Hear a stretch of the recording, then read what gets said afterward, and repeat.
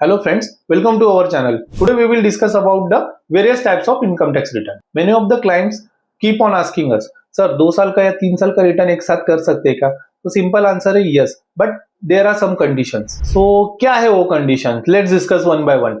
Section 139(1) में basic condition है आपको 31 July of said assessment year तक आपको रिटर्न फाइल करना है. ये बेसिक कंडीशन हो गया.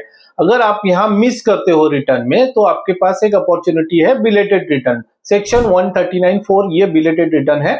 वहां आपको 31 December of said assessment year तक आप फाइल कर सकते हो.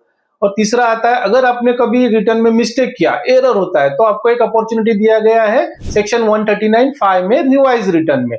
वो भी सेम ड्यू डेट है 31 December of said assessment year. तो लास्ट एक सेक्शन है, सेक्शन 139(8) है, ये है अपडेटेड रिटर्न. इसमें आपको एक मौका दिया जाता है कि 2 साल तक आप रिटर्न फाइल कर सकते हो. 2 साल तक मतलब 2 years from the end of the relevant assessment year.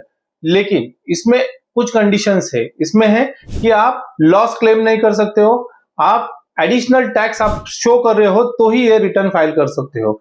Additional tax के साथ आपको, अगर आप 1 साल के अंदर आप कर रहे हो ये फाइलिंग, तो आपको 25% पेनल्टी भरना पड़ेगा. और इसमें आप रिफंड भी क्लेम नहीं कर सकते हो. अभी ये एडिशनल टैक्स क्या भरा जाता है?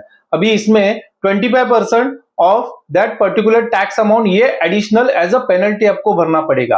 अगर आप ये 1 साल के अंदर आप करते हैं. 1 साल के अंदर मतलब क्या होता है कि with in 1 year from the end of assessment year. अगर आप ये 2 साल के अंदर करते हो, 1 साल अगर सपोज क्रॉस होता है, तो आपको ये 50% of the tax amount as a penalty भरना. To avoid such penalties, file your income tax return within due date. Stay tuned for latest updates.